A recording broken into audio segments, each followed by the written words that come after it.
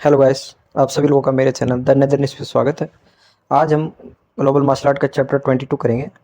Chapter 21 के last में हमने देखा था, वहाँ पे एक एवलेंच आया था उनके हॉस्टल के आसपास। और एक जो कॉलेज के डीन थे वो कुछ हंटर्स को लेकर कहीं जा रहे होते हैं, उनके अंदर से लाल ओरा निकल रहा होता है। और इस चैप्टर में हम कंफर्म कर देंगे, इसकी बैक हिस्ट्री में हमें बताया जाएगा इसके बारे में। तो अगले दिन दिखाया जाता है कॉलेज के अंदर एक उनकी पहली क्लास हो रही थी, स्पेशल क्लास की। वहाँ पर एक टीचर आती हैं, बहुत ही खूबसूरत होती हैं। वो कहती है आज तुम्हारी फर्स्ट क्लास है स्पेशल कोर्स की, और मैं तुम्हें आज इस कोर्स की स्पेशल जो बेसिक इन्फॉर्मेशन है, स्पेसिफिक इन्फॉर्मेशन वो तुम्हें बताऊंगी। और उसकी हिस्ट्री भी कुछ बताऊंगी तुम्हें आज। उन इंस्ट्रक्टर का नाम होता है बाय रोजी, रैंक 5 पीक लेवल की।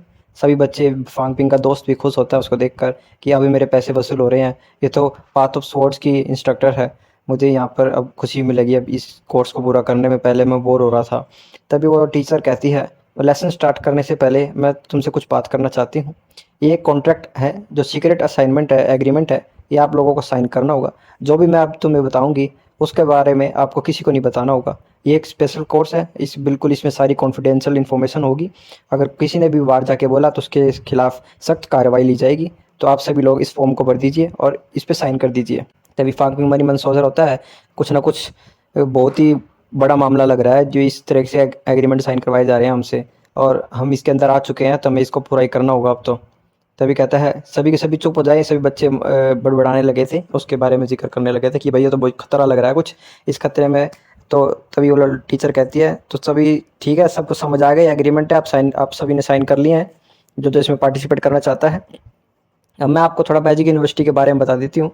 आखिरकार तुम सब मैजिक यूनिवर्सिटी के स्टूडेंट हो तो तुम्हें उसके बारे में पता होना चाहिए। आज से तुम्हारा जो स्पेशल कोर्स है ऑफिशियली स्टार्ट होता है। तो हिस्ट्री बताती है कि 1921 में मार्शल आर्टिस्ट का बारे में थोड़ा थोड़ा बातचीत होने लगी थी और कुछ तरीके की अफवाहें भी फैलाई जाती थी। और कुछ जनवरी के महीने में एक न्यूज़ ऐसी फैली कि एक एग्जिस्टेंस है, मार्शल आर्टिस्ट यूनिवर्सिटी के कॉलेज बनाया गया है। उसी सेम ईयर में जिंग मार्शल आर्ट सोसाइटी को भी बनाया गया। जिंग मार्शल आर्ट एक खुद बनाई हुई, उसने उस पर कुछ फाउंडिंग मेंबरों ने उसको बनाया था। और इसका रीज़न था कि जिंग मार्शल आर्ट सोसाइटी जो फॉर्म की थी उसका रीज़न यही था कि वहाँ पे बहुत ज़्यादा उस समय बहुत ही बड़ा अर्थक्वेक आया था। और वहाँ पे लोगों की बचाने के लिए उस मार्शल आर्ट यूनिवर्सिटी को बनाया गया था कि उस तबाही में दस गए हैं या फंस गए हैं लोग, उनको बचाने के लिए मार्शल आर्ट्स जो स्टूडेंट्स थे, जो बच्चे थे, जो मास्टर्स थे, उन्होंने ये अपना जिम्मा लिया था कि वे लोगों की सेवा करेंगे। तो इन मार्शल आर्ट यूनिवर्सिटी का पहले निर्माण इसी तरीके से हुआ था। सभी को इस तरीके से ट्रेन किया जाता है सोसाइटी के हर पोजीशन पर एक मार्शल आर्टिस्ट हो और वो हर तरह की मुसीबत का सामना कर सके। और इस तरीके से एक सोसाइटी का निर्माण होता गया और ये बहुत बड़ी होती गई और एक पूरी प्रॉपर मार्शल आर्ट यूनिवर्सिटी या सोसाइटी बनती आ गई। तो जिससे कि इंसानों को अब हमारी ज़रूरत है और हम इंसानों की हेल्प कर सकें, इसलिए हमने कॉलेज स्टार्ट किए और बच्चों को पढ़ाते हैं। और हर एक स्थान पर, हर एक सेक्टर पर हम मार्शल आर्टिस्ट को उपलब्धि करवाना चाहते हैं कि ऐन मौके पर उनकी ज़रूरत पड़ सके तो वे वहाँ पर मौजूद हो। और हमारी इंसानों की जो एनिमी है वो हमें पता चला, वो डंजन्स है। जो ये हमारे अर्थक्वेक आते हैं वो डंजन से आते हैं। डंजन्स एक ऐसी चीज़ है जो कि एक सिंपल तरीके से एक्सप्लेन करें तो हमारी दुनिया का एक पैरेलल वर्ल्ड होता है, एक अंडरग्राउंड वर्ल्ड होता है, जहाँ पर बहुत सारे कईयों ने बहुतों ने ट्राई किया नीचे जाने का, नीचे खुदाई करके ढूंढने का डंजन का, पर वो डंजन नहीं ढूंढ पाए क्योंकि उसका एक स्पेशल गेटवे अंडरग्राउंड ओपन होता है जब भी वो दूसरी जगह जाने का रास्ता ओपन होता है। और वो कुछ स्पेशल कंडीशन पर ही आता है। तब भी जो आपने अर्थक्वेक महसूस किए, अभी एवलेंच महसूस किए, वे डंजन्स के ही हैं। जब भी कोई अर्थक्वेक आता है तो एक डंजन ओपन होता है और डंजन का गेट ओपन होते हम हमारी इतनी टेक्नोलॉजी हो गई है तो अभी हमें पता चल जाता है कि हमारे आसपास कितने डंजन्स हैं। अभी कंट्री में 22 डंजन्स हैं जो हमने अभी तक ट्रैक किए हुए हैं। तभी एक लड़का पूछता है, इंस्ट्रक्टर वहाँ पर किस तरीके के लोग रहते हैं डंजन में? क्या वहाँ पर मॉन्स्टर्स रहते हैं? क्या उस पर अधमरे रहते हैं, अनडेड रहते हैं, या स्केलेटन्स रहते हैं? कहता है, टीचर उसे बताती है ये बिल्कुल ही कंप्लीट वर्ल्ड है, हमारे जैसा ही है। वहाँ पर हमारे जैसे ही इंसान रहते हैं। वो एक पूरी पूरी सिविलाइजेशन है वहाँ पर वहाँ पर मॉडर्न नहीं है, वहाँ पर कोई भी मॉडर्न साइंस नहीं है जैसे हमारे यहाँ पर है। वो बिल्कुल जंगल का इलाका है, जैसे आदि मानव रहते थे वैसा वहाँ पर है। और वहाँ पर डायनासोर्स भी हैं और कई तरह के मॉन्स्टर्स भी हैं, एनिमल्स भी हैं, सभी चीज़ें हैं जो कि ऑलमोस्ट अर्थ जैसा ही है वहाँ पर वातावरण। तो इसलिए वहाँ पर रहने की सुविधाएँ ठीक हैं।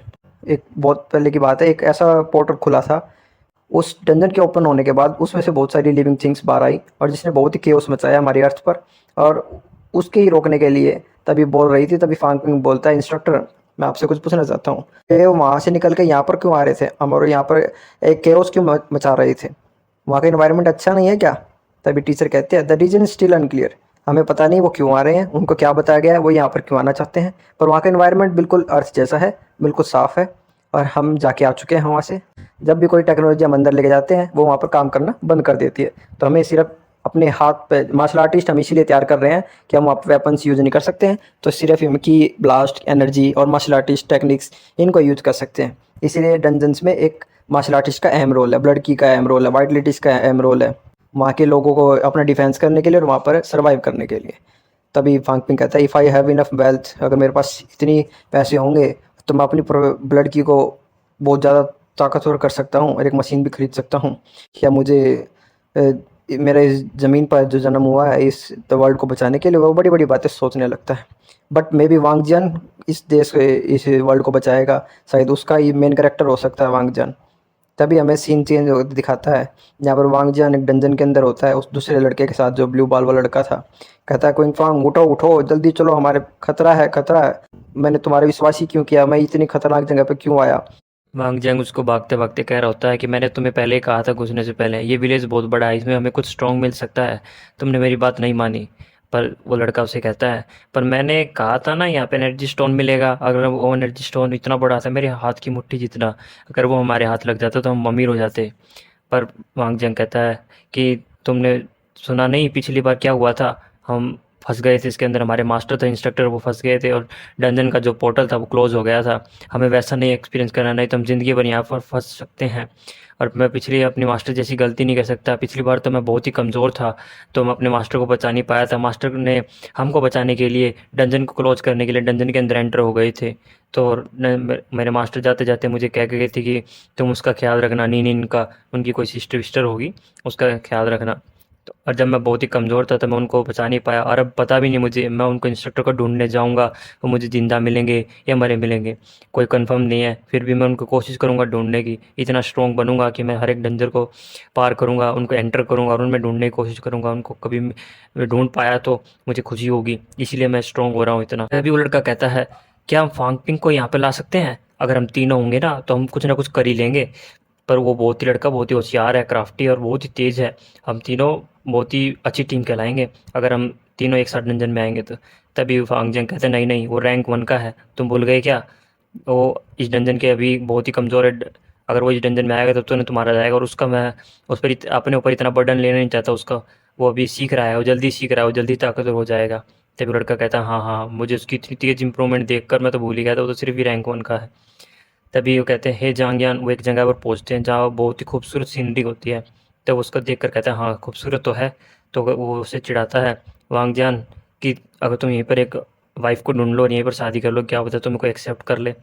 तभी सीन चेंज होता है और हमें दोबारा कॉलेज दिखाया जाता है, कॉलेज में फांग पिंग की ट्रेनिंग चल रही होती है, जो वहाँ पे सीनियर एक स्पीयर मास्टर होते हैं वो उसको अपने बेसिक मूव्स सिखा रहे होते हैं, जहाँ पर मास्टर से पिट रहा होता है वांग, और उसमें बहुत ही बड़ा गैप दिखता है उनके इंस्ट्रक्टर और एक स्टूडेंट के बीच में।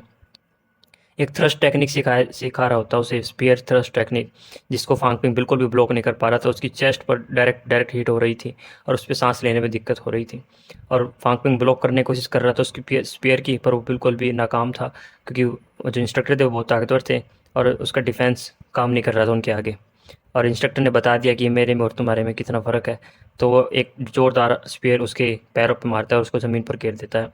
सभी बच्चे उसको देख कर हंसते हैं कि ये अटैक तो बहुत ही कामगार है, इसमें तो कोई भी डिफेंड काम नहीं आया फांगपिंग का, और फांगपिंग हम में से सबसे ताकत। टीचर का इंट्रो दिखाया जाता है, मैं स्पेशल कोर्स टीचर लाओ यूजिन रैंक 6 मिड स्टेज के होते हैं, और वो कहता है कि तुमने ये सारे बेसिक अटैक्स थे स्पीयर्स के, जो स्पीयर्स बहुत ही मोस्ट यूज अटैक होता है क्योंकि इसकी लॉन्ग रेंज होती है, और जो स्पीयर्स वेपन होता है इस पर ज़्यादातर मार्शल आर्टिस्ट यूज़ करते हैं। अगर तुमने इन सभी मूव्स को ध्यान से देख लिया होगा, मैं होप करता हूँ।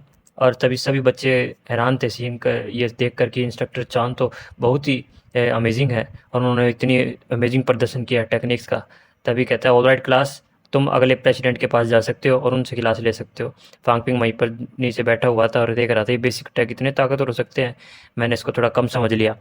तभी सारे बच्चे हंस रहे होते फांगपिंग को देख कर कि उसका मुंह फुला हुआ था और उसका दोस्त भी उसे चिढ़ा रहा होता था, तुम्हारा फेस भी मेरे जैसे हो गया जैसे मेरा था, चलो हिसाब बराबर हुआ, तुम मेरे पास रहे थे ना जब, तभी तो कहता है being class president is very hard, क्योंकि उसको सबसे पहले लेसन का लेना पड़ता है और बाकी बच्चे उसको देख कर सीखते हैं। तभी फांग बहुत ही गुस्से में होता है देख करके, एक और वर्ड तूने बोला ना, अब मैं तेरा मुंह ऐसा बना दूंगा, और अपना पंच दिखा रहा होता है, और चुपचाप हो जा, खड़ा हो जा। फिर जितने भी मास्टर्स के पास जाता है, टांग फेंक के जाता है वो, उसको पीटता है। फिर एक एल्डर के पास जाता है, जाओ सिंगपिंग, उसकी पाम टेक्निक, उससे पीटता है वो, और सभी बच्चे उसको हंस रहे होते हैं उसको पीटते हुए देख कर। तभी सारे के सारे खत्म हो जाते हैं जो टीचर से ट्रेनिंग ले रहे होते हैं। तभी कहते हैं अब स्टूडेंट स्पारिंग मैच होंगे। अब जो भी प्रेसिडेंट से अब जो प्रेसिडेंट है, क्लास प्रेसिडेंट, उससे सभी बच्चे फाइट करेंगे और कहते हैं अब मेरी बारी आ गई, आओ सभी के सभी एक एक करके। सभी बच्चे उससे फाइट करते हो, सभी को पीटता है फांग, जो हंस रहे थे उन पर। और फिर बाहर निकल के आते हैं, अपना रिजल्ट देख रहे होते हैं, और रिजल्ट में उनकी रैंकिंग अच्छी होती है, और बहुत ही डिटेल्ड वर्जन होता है रिजल्ट का। और सभी चौंक जाते हैं अपनी रैंकिंग को देख कर, अपने से पर्सन होते हैं, उनकी रैंकिंग अच्छी दिखती है उनको। नंबर 41 उसके दोस्त की होती है, और उस लड़की की होती है अच्छी होती है उससे भी। और सभी इम्प्रेस थे अपनी परफॉर्मेंस से, और प्रिंसिपल की देख कर कि प्रिंसिपल ने अच्छे नंबर दिए सभी को। और फांक भी खुश था कि इसी तरह से मैं चलता रहा तो मैं ओल्ड वांग की तरह जल्दी ए रैंक का बन जाऊंगा, और अभी मैं लोअर रैंक 3 रैंक पर पहुंच गया हूँ, और जल्दी ही मैं इतना स्ट्रॉन्ग बन जाऊंगा कि वांग जियांग को कम्पीट कर सकूं, और मेरा सपना पूरा होगा स्ट्रॉन्ग बनने का, और उनके साथ मिशंस पे जा पाऊंगा। और ये चैप्टर 22 यहीं पर ख़त्म होता है। अगर चैप्टर 22 के एक्सप्रेशन अच्छे लगे हो तो लाइक करना, शेयर करना, सब्सक्राइब करना। Thanks for watching, good bye.